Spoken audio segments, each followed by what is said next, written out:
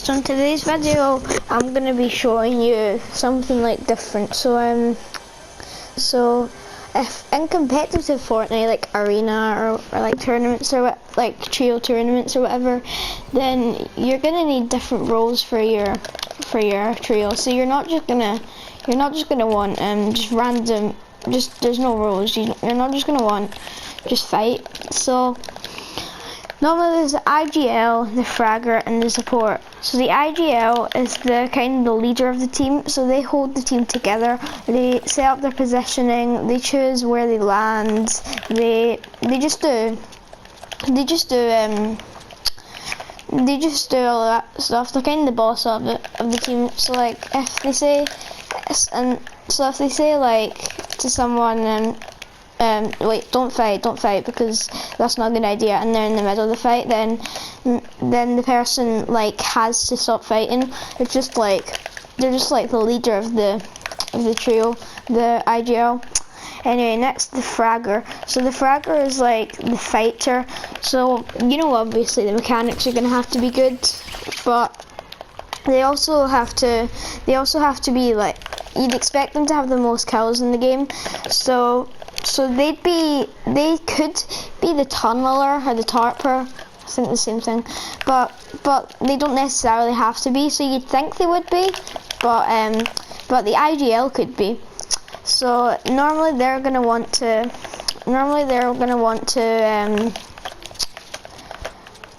have the most kills, and their mechanics will be good. So for the fragger in your team, you're gonna want the person who's good at fighting and good at building. Next is the support. So this player, so they obviously they vaulted snipers for some reason, but they would carry a load of heals. So they would probably carry like an AR, a shotgun, and just heals after that. So they wouldn't really bother taking an SMG. But if snipers were still in the game like last season, like bolt actions, then they would normally carry a sniper. So if they do bring a new sniper out or what, then they're going to want to be carrying that. So, but the main role of the support is they're meant to drop the rest of the team heals. Like they should farm up a lot. They should get a load of mats, and they should carry a load of heals. So like, obviously they still have to fight well, but they need to make their role is just to make sure that the rest of the trio's got everything it needs. So yeah, that's pretty much all the roles and all you have to do. But I'm the IGL of my trio, and this is the best way to practice to be a fragger first of all. So you're gonna want to just go into creative by yourself, and you're gonna want to just like 1v1 no one almost. You're just gonna want to start, and you're just gonna have to like, you might want to get a friend in just to practice, but some people just prefer just going in by themselves, which is fine because sometimes creative by yourself is the best way to get warmed up.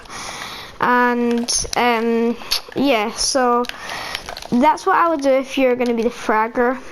But one thing you need to do though is you cannot like not listen to the IGL. So if your IGL is saying like, no, don't go in for that fight, then you can't go in for the fight, just because you need to listen to the IGL. Even if you don't think it's a good idea, then like you would be the IGL if you knew what was the best idea. So anyway, that's pretty much it. But a couple other things. The fragger has to have good edits. So I show this a lot sometimes. So honestly, if you're a fragger, then you're gonna want to switch it to custom. That's the setting you're gonna want to use, because look, the edits just improve so much. Like I can probably make this invisible. Like, the edits just are so much faster because you only have to tap for it if you don't already have it on. You just have to wait. And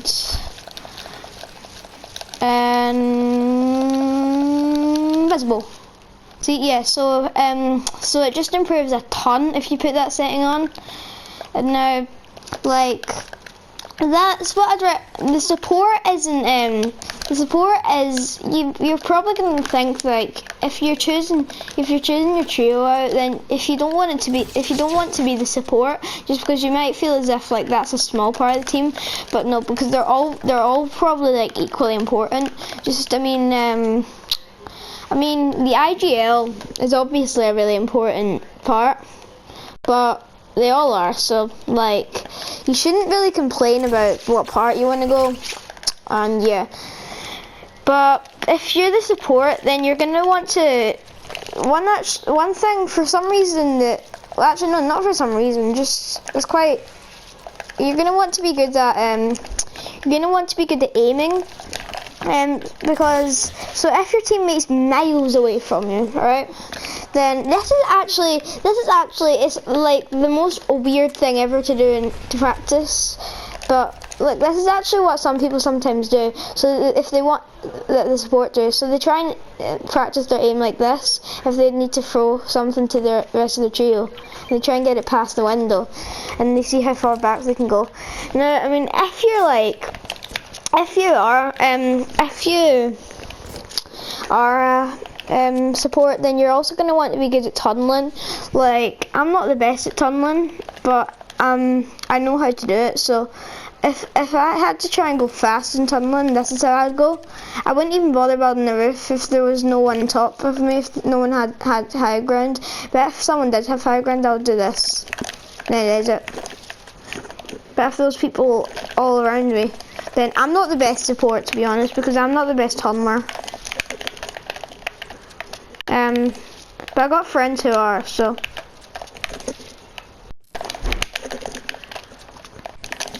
But the most important thing is you focus on what your IGL is saying. So if you're about to go into a fight and the IGL says no, don't go into that fight, then you can't go into the fight, just because if that's what the IGL says the best thing to do is, then you got to listen to him, because it's kind of, he sets up the positioning and he sets up the